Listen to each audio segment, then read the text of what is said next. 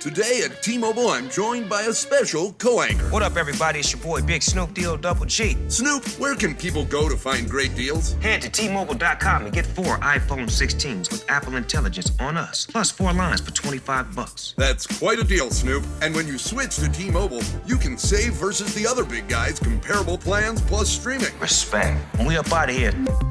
See how you can save on wireless and streaming versus the other big guys at T-Mobile.com/switch. Apple Intelligence requires iOS 18.1 or later. This episode is brought to you by Indeed. When your computer breaks, you don't wait for it to magically start working again. You fix the problem. So why wait to hire the people your company desperately needs? Use Indeed's sponsored jobs to hire top talent fast. And even better, you only pay for results. There's no need to wait. Speed up your hiring with a $75 sponsored job credit at Indeed.com/podcast. Terms and conditions apply. I can say to my new Samsung Galaxy S25 Ultra, hey, find a keto-friendly restaurant nearby and text it to Beth and Steve.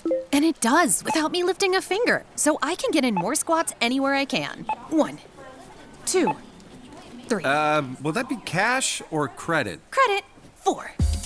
Galaxy S25 Ultra, the AI companion that does the heavy lifting so you can do you. Get yours at Samsung.com. Compatible with select apps. Requires Google Gemini account. Results may vary based on input. Check responses for accuracy. Wonder-working power in the precious... Incredible as they seem, are not the results of mass hysteria.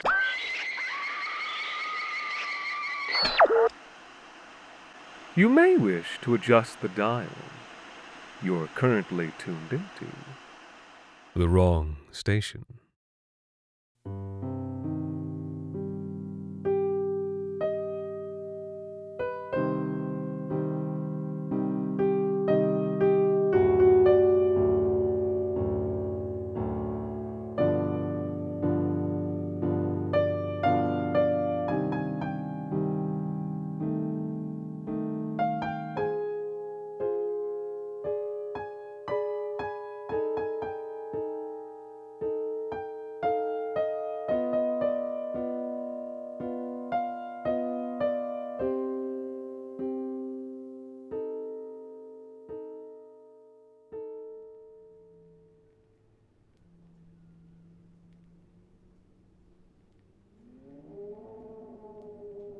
My name is Amaro Jesus Maria Ruiz Gomez del Escuero, and I come from a bloodline of Asturian nobles, dating all the way back to the Goths.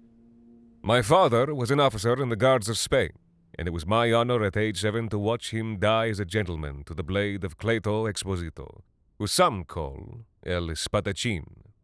Son, my father said as he bled out in unbelievable pain, never forget what it looks like to die as a Spaniard. Indeed, I never did forget. Neither did I weep, for it would be shameful for the son of a Guard of Spain to weep. And I am proud to say I have never wept even once in my life or death since then. Now, through various adventures, which I shall not relate, my family, Ruiz, came into the inheritance of an Andalusian castle several generations ago, though my part of the family, a cadet branch, remained in the north and held little intercourse with our bizarre southern cousins. Yet 1 month before I came of age, a letter arrived bearing the seal of the Counts of Escuero. It seemed the Conde had passed, and since so many had died in the wars of succession, I was the only male heir. The inheritance hung on a single condition, that I arrive within 1 year to wed my cousin, Graziella. The letter came with a locket, which enclosed a portrait of the young lady. I could not believe my good luck. I ran to tell my mother the good news. She was praying in the family chapel, but as I crossed its threshold, an inauspicious thing happened. The letter in my hands crumbled to dust. Well, pious woman, my mother took this as an omen. She begged me not to travel south, but the son of a Guard of Spain is slave to no superstition. And, anyway, the locket had not crumbled. Ignoring her wishes, I left home and began my long journey south. Andalusia. You can see for yourself how barren and lonesome this land has become. The rebellions and expulsions of Moors and Moriscos, the wars, plagues, the great poverty upon which our once great Spain has fallen. who once held the world in her hands and bestrode oceans with continents of plunder on her back. How did she come to this? Where did we go wrong? It was under the shadow of these very mountains, the Sierra Morena, that I arrived the shell of a burned inn.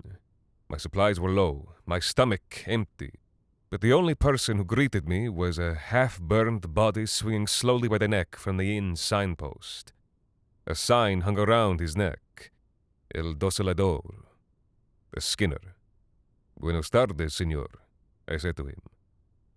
Everyone knows the Sierra Morena are haunted, but the Empire of Spain was not forged by timid men. And so under heavy skies I entered the dead Skinner's Inn and made camp in the only room with walls and a roof. As night fell, a dry rain began, and I fell asleep to the sound of drops in the dust outside. Shortly after midnight, I was woken by the sound of revelry in the next room over.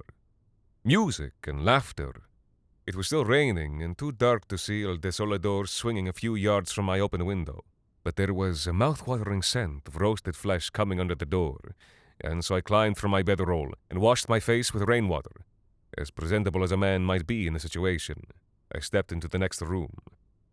There I found not the empty stretch of shot rubble I'd seen in the daytime, but a wide, low-ceilinged hall, jostling with sturdy tables and red-cheeked travelers. A merry fire blazed in the hearth, and at my arrival the other guests turned to cheer, raising ale tankards. "You wakes! A sleepyhead has decided to join us!" A smiling caballero pressed a pewter goblet into my hand, shouting, "Drink, man! You look like you could use it." Then he was pushed aside by musicians who harassed me with their guitars until I dropped a coin in their hat, and then they were shoved aside by several beauties, whose bold and roving hands pushed me into a seat. "Eat," they commanded. "You look famished." And one brushed my cheek with her eyelashes and whispered, "You'll need your strength for later." I blushed, but before anybody could make a body remark, platters of roast pork were flung down before me. I needed no encouragement, for the meat smelled better than anything. I lifted one beautifully scorched shank and sank my teeth. Sweet God, the release of juices was like nothing I can politely describe. That evening it was like the old days that never ended, like Spain still basked in the golden age of the Trastamara. I fed and devoured, cleaning the shank to its red bone and letting the hot marrow spurt upon my lips. Only as I started on the second shank did I notice a young woman seated at my table. Like me, she seemed to be an outsider to this rowdy group. "Signora, will you not eat? You look pale with hunger." "No, I am of the Jewish faith, and must not touch pork. But surely, Signora, if you are starving." I could see she was tempted, and offered her a fresh mound of broiled meat. With water running down from her mouth, she succumbed, peeling away one red morsel. The Talmud does make allowances. Yet no sooner had she swallowed than she turned pale and shuddered. "I do not like the taste, Signor." I shrugged, feasted and drank much wine, and danced with the ladies, and feasted and feasted and feasted some more. All the world was flesh, and my appetite was endless. Perhaps I drank as much as I ate, for I do not recall the rest of the night. When I awoke, it was dawn, and I was lying tangled and damp in my bedroll, my hands and face blackened with ash and stinking fat. I was lying underneath the slowly spinning body of El Desolador. His charred face grinned down at me, the sockets empty, smile orange. One of the body's legs had been gnawed to the bone in the night, and its femur cracked for rancid pulp. I stared down at the fat and ash in my hands. It could not be. Somebody retched nearby. In the dry grass by the tavern wall crouched that Jewish girl I had met the night before. She was watering cracked stems with her tears and bile. As she cast wild eyes over her shoulder toward me, I could tell from the blackness on her lips which meat she had tasted of the night before. "This must be what I deserve," she told me, staring at her own vomit. In truth, I was inwardly consumed by the same horror I saw in her eyes. But what could a man do? Weep? No, this was all a trick. We could not have tasted human flesh. I'd like to taste too much. Signora, I mustered what dignity I could. Forgive my boorish behavior last night. Tell me, who are you, and what brings you to these haunted hills? Her eyes flickered up to the body, and then back down to my own greasy chin. She said, My name is Raquel Venezeref. I suppose there's no harm in telling you now, since my family is ruined, and our secret name is known in Seville. We were conversos, forcibly converted in the days of the Trastamara, but we secretly kept our faith for many generations. It may surprise you that we have escaped the Inquisition for so long, even as we rose in the world, and indeed we would not have except for two things. First, our wealth, which came from investment in sugar plantations in the New World. Second, and this you may not believe, but the second reason for our success is that our family has been blessed for many generations by the attention of one of the Bene Elohim, an angel. If you know the story, he was one of those angels who defected from heaven with Semezai and came to earth to satisfy They lay with the daughters of Eve, begetting a race of giants. Eretzikafa, our family's angel, had once fallen in love with a girl named Miriam, but after their union she died terribly in childbirth. And so, after weeping for 100 years, Eretzikafa promised to protect Miriam's family for 1,000 generations. It was because of him my ancestors were able to escape the auto de fe. He has intervened in our affairs many times since. But it wasn't until I turned 18 that I laid eyes upon him. In those days my father's fortunes were threatened. He had bought shares in a slave ship which had sunk, and had decided to summon Eretzikafa to ask for help. My sister, Kahadia, and I, being curious, hid ourselves in the cupboard to watch. As the eldest daughter, I wish now I had been good enough to prevent us. Though perhaps what came next was only God's punishment. For the angel who came to my father's window was more beautiful than anything I had ever seen. Twice my father's height, golden-limbed and jasper-eyed. His wings were those of the long black frigate bird, and his only clothing a loincloth of sheerest gauze. I caught my breath, and the angel heard, flinging one arm toward the cabinet doors, which opened themselves to reveal me and Kahadia. I felt naked under that jasper gaze. But after only a moment, the sky-blue pupils turned on my sister and widened. In a breath of wind, Eretzikafa was kneeling at her feet. Miriam, he called her. I was crushed. It is strange to have your sister courted by an angel, whereas a young caballero might stand beneath her window with a lute. We were instead treated to instruments of strange sound from beyond the world's edge. Instead of a rose left upon the threshold, we received golden flowers of live tendril and bitter metal thorn, whose scent intoxicated like wine. As a family, we were unsettled. My mother disapproved. He is so much older than her, and how can they marry? It will only bring dishonor. But my father despaired. How can we deny him? He has been our patron since before the days of Abraham. As for me, I only felt jealousy. I had fallen in love with Eretzikafa from the first moment, and I was tormented. How often did I embarrass myself by strutting past the shadowed lane where he played his unseen serenades? How often did I paint myself up, in the childish hope he would realize the eldest sister deserved his heart. But my efforts came to nothing, and my jealousy turned to bitterness, not at the object of my love, of course, but at she who deserved it least. I now believe Kahadia was terrified of the angel and his intentions, though she dared not speak about it to the sister that hated her. My bitterness only grew, and so when I heard the latch on her bedroom window open late one night, I rolled over in bed and put a pillow over my ears. Let Kahadia dishonor herself, I thought. Oh God, forgive me. Forgive me. My soul has known no rest since that night. Now, with the taste of human flesh upon my lips, I know it never will. Kahadia's pregnancy showed immediately. By 3 weeks, she was walking like a woman of 5 months, and my parents locked her inside to protect the family honor. But by then, the neighbors had already noticed her swelling belly, and nothing could hide the titanic moans of her morning sickness and nocturnal misery. By the 4th month, she was beyond any pregnancy I have ever heard of. She filled first the bed and then the room. Her beauty was gone. She was shrunken, her hair turning white as the baby devoured her from inside. She ate so much the rumor began to spread we were hiding a family in our basement. Retsekov did not show his face, except for 1 hour each night after midnight, when he'd appear at her bedside to weep and beg for a forgiveness she wouldn't grant. At 6 months, my sister died. None of us were there when it happened, for we were sitting in the parlor, speaking with a kindly Dominican who'd been sniffing around our home.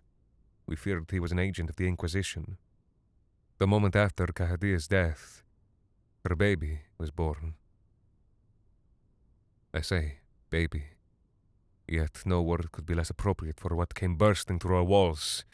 Soft and pink and squalling, it was 3 times larger than a bull, and its many arms and kicking feet enwreathed the body more dragon-like than that of any child.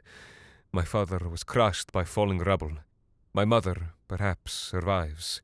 I fled as the Nephil descended on the old friar, weeping with its great infant head, biting into black robes as though clamping to a mother's breast, there to give suck upon the crimson milk.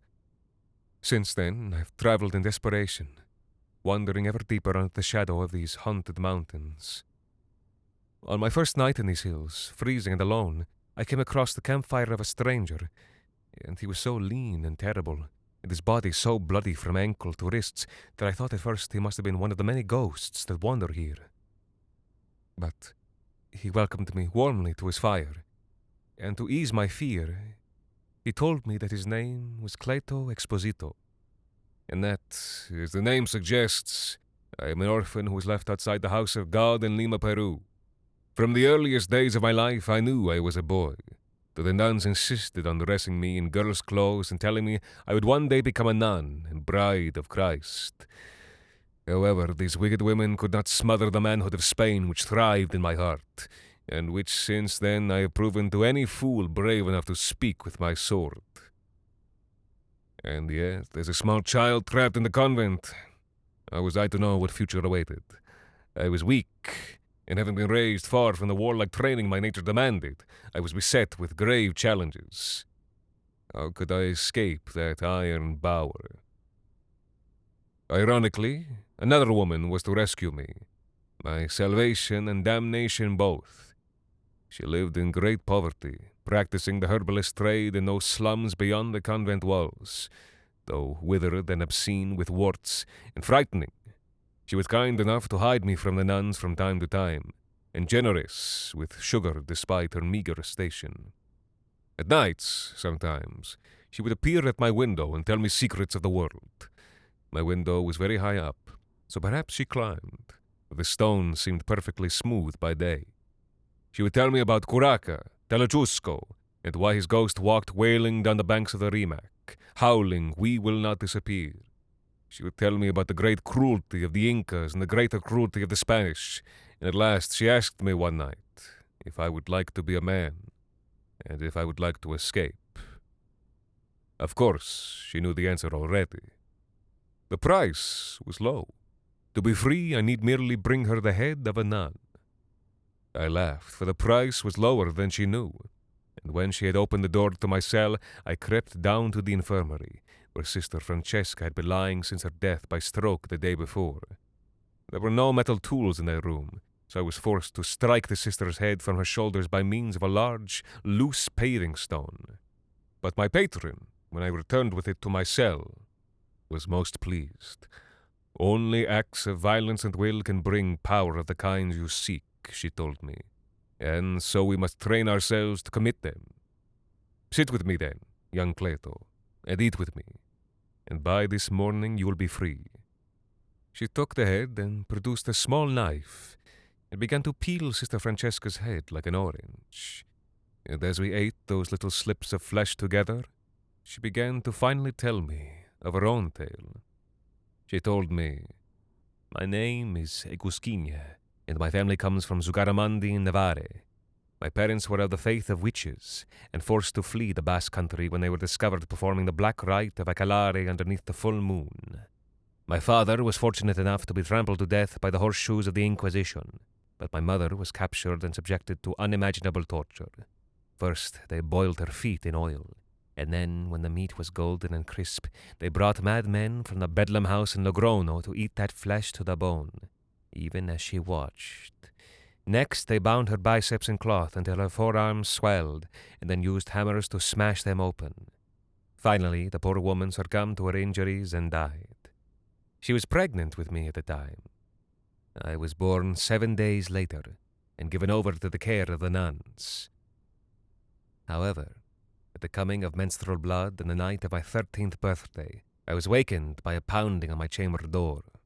I tried to ignore it, but when I hid my head beneath the pillow, the door opened by itself, and my mother strode into the chamber. Because her corpse had been burned after my unexpected post-mortem birth, her body was still crackling and seared and seeping with clear fluids that spattered across my floor. From that time on, she came to me each night and taught me all she knew of Acalare and the witch's faith. I could inherit her power, she told me. Only a simple rite was necessary, that I partake of her flesh. And since her body had long since been burned, all that remained of her flesh was to be found within that of the joyous madmen at the Bedlam house in Logrono. Perhaps you can begin to guess what I did next. Raised in the covenant as I was, it was no difficult thing for me to find employment with the church in that God-forsaken place. I was very patient. For 3 years I fed and clothed and cleaned those lost and wild souls. On the first day of the 4th, I dug the cistern, and with it all 60 inmates, all 9 of the men and women who worked with me. Because the inmates were mad, I did not blame them for tasting my mother's flesh, and so rather than kill them, I merely used a small knife to carve holes into each of their bellies while they slept, removing thin swirls of liver, which I fried in chilies and oil, and then ate. I did not know which of the 60 inmates had tasted my mother's flesh, and it wasn't until I tasted the liver of the 53rd madman that the veil of dark power came down over my eyes, muting all light. My dead mother's memories flowed through me, and I knew which of the men and women who worked with me had once taken those madmen to torment her. Those I dragged into the same cage where the sleeping madmen were just beginning now to wake, and locked the door behind them. The others I gave a quick death, cutting their throats to the bone. As the madmen woke, the pain from their bleeding bellies sent them into a frenzy. They fell upon their caged keepers, and I sat in silence outside the bars and watched as they were destroyed. After that, I fled Logrono, up into the mountains, pursued by the horses of the Inquisition. But in a black cave that night, I called upon the name of Acalare. As I sat beside my little fire, a great black goat in the shape of a man strode up out of the darkness and took me against the bare rock. At dawn, I wandered out of my cave and found no horsemen of the Inquisition waiting for me. I was somewhere else, in some other range of dark mountains. I wandered under the dim sun, and as night fell again, I came upon 2 men eating dinner by the crossroads. Their little fire was merry, and they were feasting upon meat from a rib cage roasted upon the glowing coals. Neither of them had any skin upon their bodies, yet they both seemed quite friendly as they welcomed me to eat. I asked how, if it wasn't impolite, they had come to lose their skins, and this is what they told me, quite cheerfully, speaking in unison. They said, "I am Canrone, and I am Canemayo, and we first became lovers while working as sailors on board a slave ship. Though our love was pure, we were sick at heart because we had no shared tongue. Canrone's people, you understand, are Gallo travelers, and because of their mistreatment hated the Payo, the Spanish. And so his people never learned the language of Spain, only speaking our own dialect. When Canrone came aboard the ship, it was with a Gallo man whose father had been a Spaniard and was able to translate. Canemayo, meanwhile, was born in Haiti, in a Taino village in the mountains. I only spoke Taino. Like me, he went to sea in the company of a mestizo translator. But many accidents happen at sea, and the time came when no men on board could speak with either of us, and this put us at a double loss. First, because we could not speak to each other, and second, because we were now vulnerable. Our captain planned to sell us both as slaves, and so, through glances, sounds, and clues of smell, we began to plan our escape. We could think of only two places where we might be safe. One was in the mountains of Haiti, the other the haunted peaks of the Sierra Morena, where Canrone was born. By mute conversation, we decided Haiti would be best. Yet fate had other plans. Halfway across the middle passage, a strange warm wind blew up, and with it the unworldly sound of instruments neither of us had ever heard. I, Canrone, saw nothing in the storm, while I saw the Zemi-Hurrican, son of the wild mother of storms, with his black wings and golden body. Our ship was driven eastward against the rocks. Only we two survived, using our sign language to communicate over the strange warm wind of that tempest. At last we found ourselves washed ashore, on the beach thick with bodies, mingled black and white. So depopulated was the land where we came ashore that it took us 3 days to realize we were in Spain. Making our way upstream along the Guadalquivir, we came at last upon the Sierra Morena, where we survived as bandits, searching fruitlessly for some of Canrone's people to take us in. But when a group of Calute travelers came upon us at last, they were horrified by what we'd become, for they arrived just as we were squatting over the bodies of a Morisco family. Their coins were in our fists, their blood was up to our shoulders, and so we were without hope when we arrived at the roadside inn. It was burned and abandoned to the dry winds, and the burnt body of a man hung from his neck out front. His shins were cracked and gnawed. The sign around his neck read, El Desolador. We fell asleep inside the inn as rain began to fall. When we awoke, music and laughter came from the next room, and when we entered, strange revels awaited us with cheers and food and drink. The meat was exquisite. We could not eat enough. Such rich, dripping pork. When the next sun rose, we found ourselves lying beneath El Desolador, our mouths smeared with his charred flesh. We were both quite sick. We fled a great distance and rested on the hilltops that night. But the sound of hard footsteps awoke us, and we found a handsome man with very dark skin seated across from us at our fire. His legs were bare bone from the knees to the tips of his toes, but he smiled and welcomed each of us in our own language. This came as a surprise, for it had been long since either of us had heard those tongues spoken. And so, before he killed us, we sat with him as he relaxed and spread his charred legs. He told us his name was Yaphet, and that, although my family has lived under the Muslim kings of Bornu for many centuries, we have always been followers of the Jewish faith, and have made our way in foreign lands through our mastery of the Kabbalah. Because I was raised early to the languages of Hebrew, Arabic, Fula, Iwando, Balaibalan, and the secret tongue of the Elohim, I became delighted by the study of tongues and quickly picked up any language I stumbled upon, including those of the Spanish sailors and their slaves who often came to our port, Arawak and Taino, Basque and Moor, Kalyu and Dutch and Aztec and Araucanian. So many peoples brought together in the lands of Spain, and all of them squandered. It was my bad luck to be born at a time when Bornu was crumbling, and so while traveling between cities as a young man, I was captured and forced into slavery, sold downriver to those same Spanish. Fortunately, I was not without allies, for my family has been blessed for many generations by one of the Beni Elohim, an angel. Indeed, if you are familiar with the story, he was one of those who defected from heaven under Semai's eye, and came to earth to slake their lust upon the daughters of Eve, begetting a race of giants. Our family's angel, Retzekafa, had once fallen deeply in love with a woman named Miriam, but she died terribly in childbirth.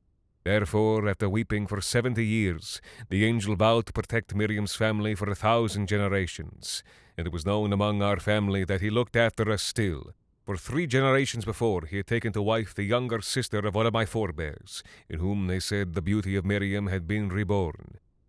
She had not survived the childbirth, And so it was that as I suffered in a slave ship, Aretzagafa came to my aid upon the waters, and drove the vessel east against the rocks of Spain.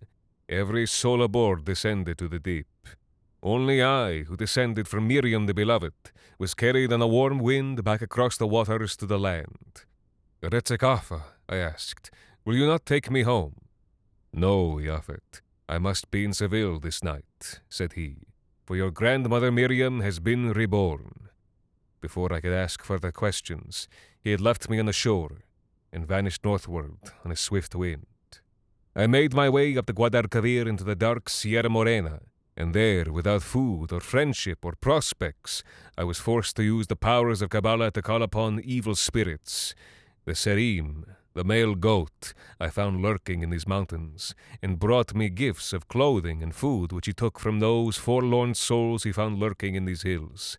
According to the terms of our contract, he took only their skins, but left them their lives.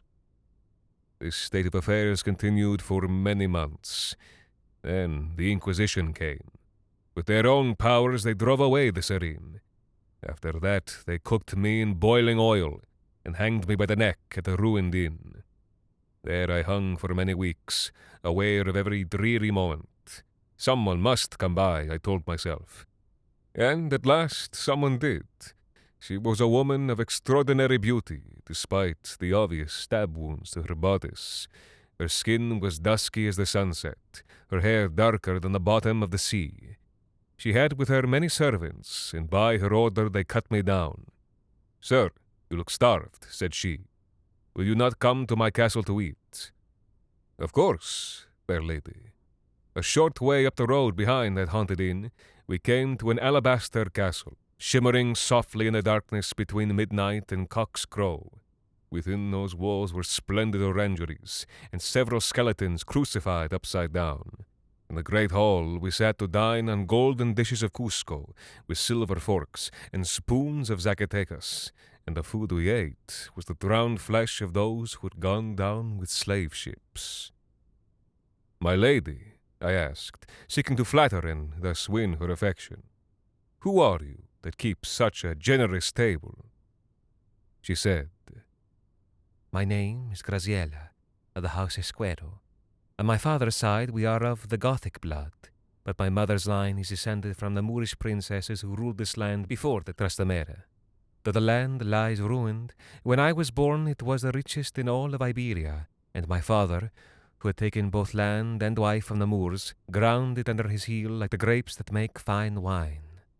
I loved him dearly, and as I grew, so too did the wealth of our house, and by sound investments in mines and plantations in the New World, we became dazzlingly wealthy.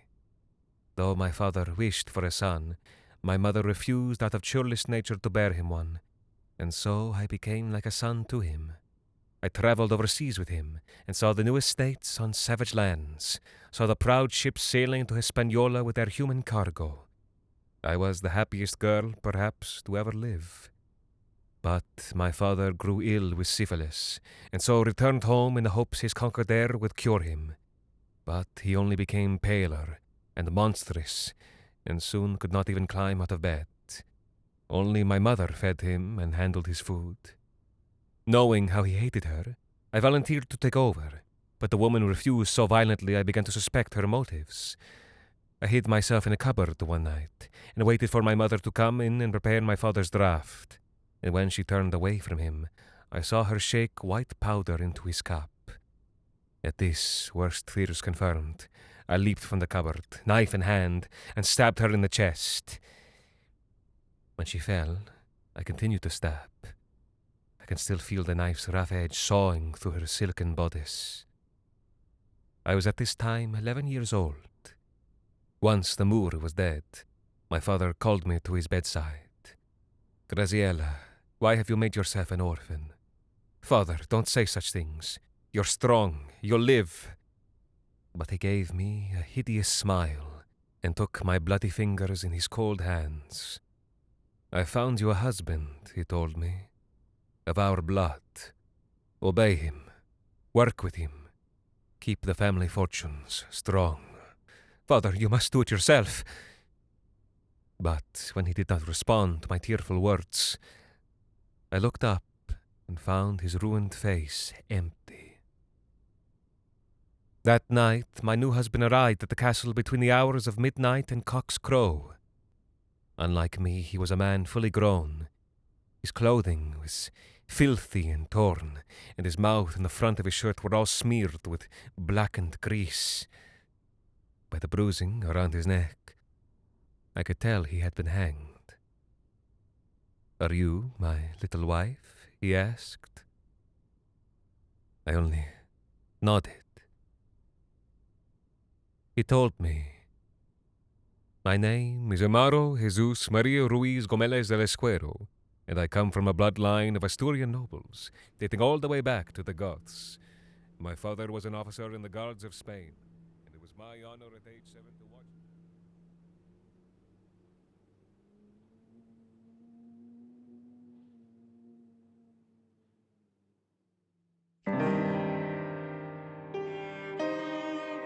The Wrong Station is made possible with the generous support of our listeners on Patreon.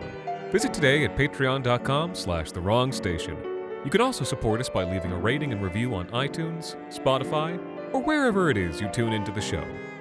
This week's episode, 7 Tales of Andalusia, was written by Alexander Saxton and performed by Anthony Botello.